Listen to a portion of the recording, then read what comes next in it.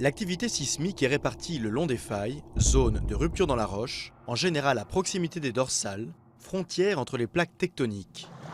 Ces immenses plaques se frottent, entrent parfois en collision, s'enfoncent l'une sous l'autre.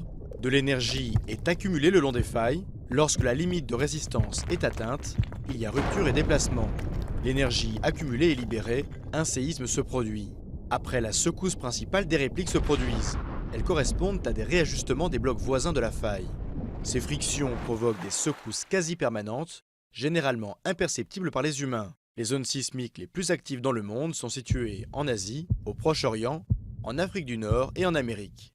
C'est sur l'échelle de Richter, la plus connue, qu'on évalue la magnitude, c'est-à-dire l'énergie dégagée. Elle est théoriquement illimitée.